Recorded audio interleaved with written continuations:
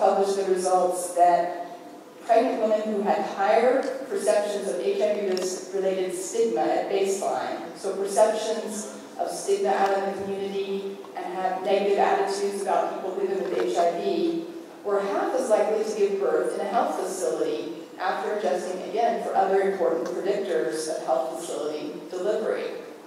So we see that we have some evidence there.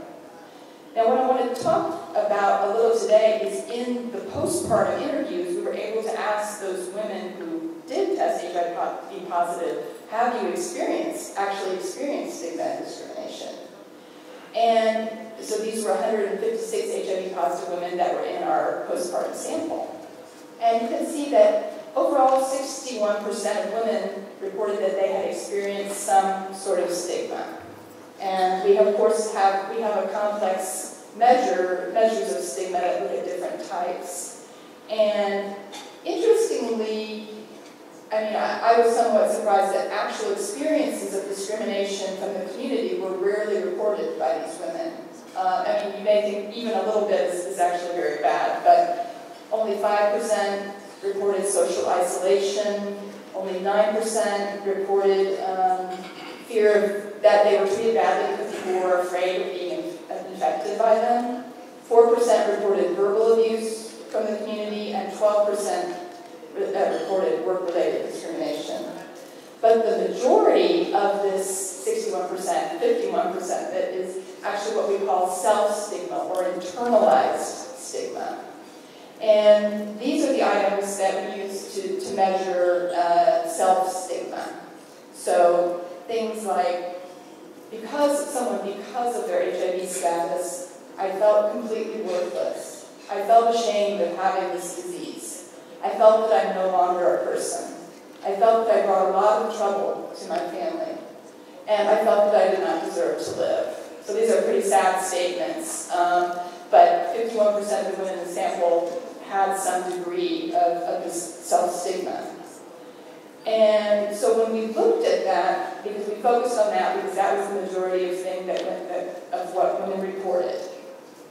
So when we looked at it by integration status at the site, 40% of women who attended integrated clinics reported some self-stigma, compared to 62% of women who attended non-integrated clinics. And when you look at just a simple chi-square analysis, that looks like a pretty big difference, right? But again, after we adjusted for clustering, it's not statistically significant. But the finding that I want to bring out is that we found that in both integrated and non-integrated settings, self-stigma was a significant barrier to enrollment in HIV care and treatment. So we found in both types of settings, women who experienced higher levels of self-stigma were much less likely to enroll in HIV care than other women. So we did a stratified analysis looking at the two types of sites. So basically from these findings, we can say that HIV-related stigma was a significant barrier to pregnant women's engagement in HIV care, and that integration of ANC and HIV services may play a role in reducing experiences of stigma, but it's a little bit unclear because of probably the clustering, of similar experiences within the sites. However, we did find that internalized stigma continued to be an important barrier for some women at both integrated and non-integrated clinics. And to me, this really argues that we have to integrate stigma reduction interventions into ANC and HIV services in order for women to achieve the full benefits of integration.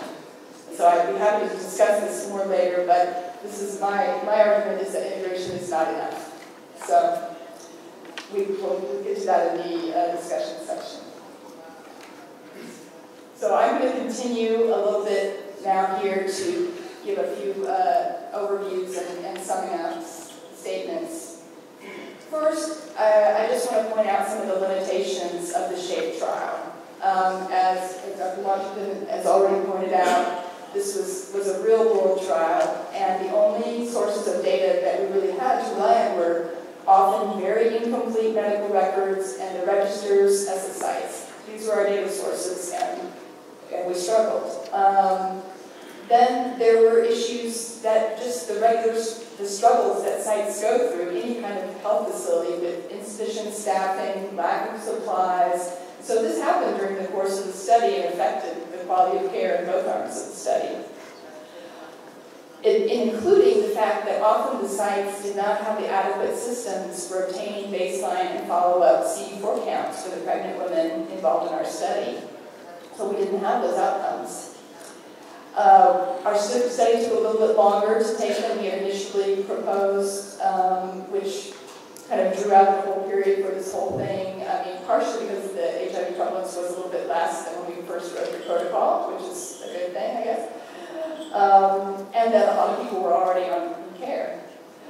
Other limitations is this is a relatively small number of sites for a cluster randomized trial. 12 is a small size. And so we had only 12 sites, and just the realities of loss to follow-up in the PMTCT cascade meant that we had reduced power to detect effects between the study arms for some of our most important outcomes. And finally, demonstration of cost effectiveness was not included in the design of this trial. We recognize the importance. That was not part of the initial study design. So I think, of course, these are the follow-up data collection has finished within just a few months ago, and we're continuing to look at these data and analyze them and examine them, and we're going to be, of course, publishing and disseminating this information. But I wanted to throw out some thoughts and questions that I hope that we'll be able to discuss here or maybe later. Is thinking about, okay, how do these data fit into the existing data that we have about ANC and HIV integration? And basically, I think this trial, a randomized controlled trial, has confirmed some of the results that we've seen from some other types of study designs on effects of timely enrollment in HIV care and timely initiation of HAART, or quicker initiation of HAART in integration sites.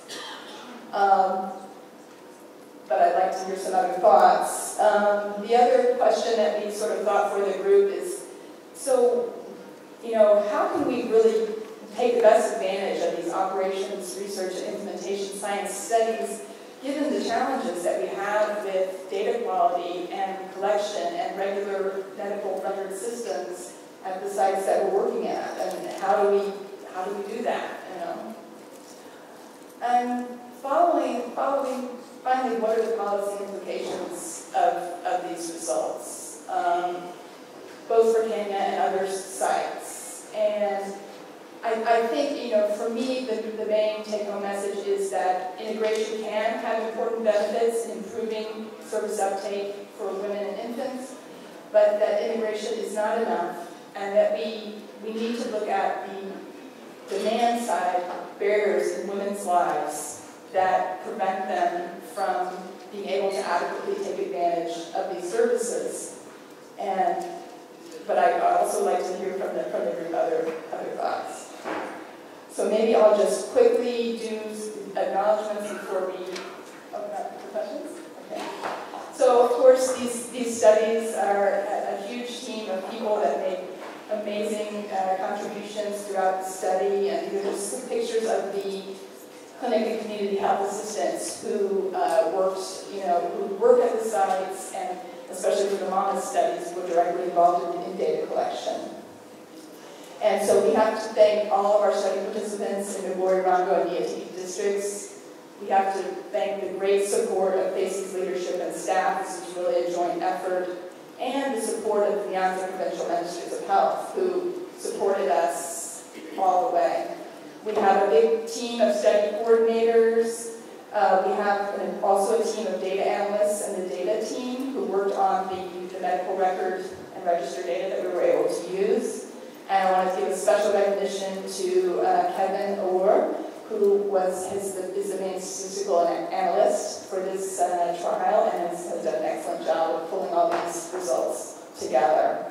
And finally, we have had some medical students these are some of the students who worked on the patient and provider satisfaction studies. Okay, thank you very much.